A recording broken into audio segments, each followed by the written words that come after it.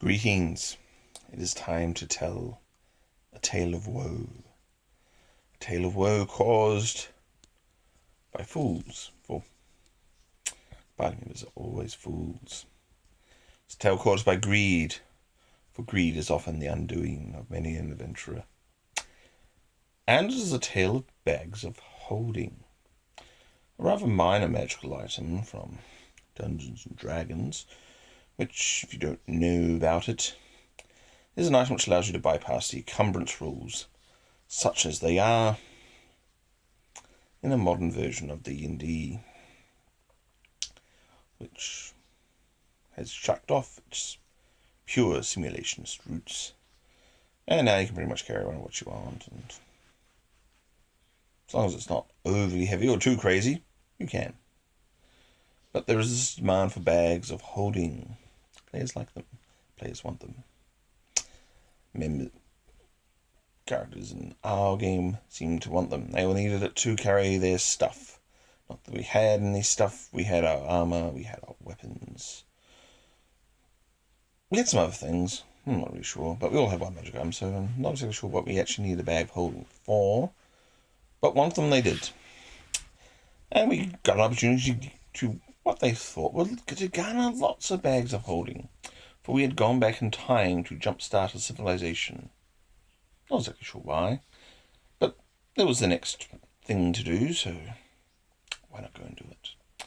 But once we were starting up the civilization, one of the bright sparks said, hey, why don't we tell these people to make bags of holding? Because we can have some bags of holding in the 6th centuries later when we come back to our own time, and there would be bags of holding there, and we could have them. Now, bags of holding are small temporal dimensional instabilities. They are bad news. I was playing the chaotic evil priest of Talos, a god of destruction and woe. And I thought carrying pocket dimensional instabilities around was just a wild and crazy thing. And when a priest of destruction and woe tells you something so is wild and crazy and dangerous, pay attention! They are not fooling you around. Because they know about destruction, woe, and devastation. They like it. But anyway, they wanted these bags of holding, so we set this up and we went back to our own time and carried on doing our thing, and lo and behold, we got back to the city and, oh look, there's a shop with bags of holding. Oh, they're quite expensive because, pocket dimensional instabilities don't come cheap. And so the party grumbled and said, oh yeah, we'll buy a few. And then the wizard mind whammied. Wow. This magic mind trick to make the shopkeeper give them lots of bags of holding. And he shared some out. He was fairly decent. He was greedy, but he could live with the 12 bags of holding he ended up with. I didn't want them, but I said, I'll take 1 or 2, whatever. Cool, whatever. But magic items are magic items. They are formed by some weird mystical process that probably isn't replicable or repeatable. That's why they call it magic and not science. And every time you try and make a magic item, there's a chance it will go wrong. You'll end up with a cursed item. The most common cursed item variant of a bag of holding is a bag of devouring. You have not made a handy pocket dimensional instability to carry your stuff. You have created a mouth to some interdimensional horror that will just eat anything that's put in the bag, including your hand. If you put your hand in, it'll suck you in as well. And now I'm pretty sure you can see where this is going. So, Mr.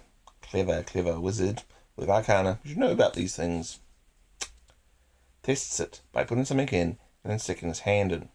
Being a wimpy wizard, he gets pulled in. Yum, yum, yum. No wizard. But it gets better. The wizard beside him, also Arcana, also should know these things. Having seen this, tests this one out. Gulp. And then my maniac decides to put his two bags of holding together, because why not make it terrible and worse? Putting two bags of holding together creates a vortex of destruction.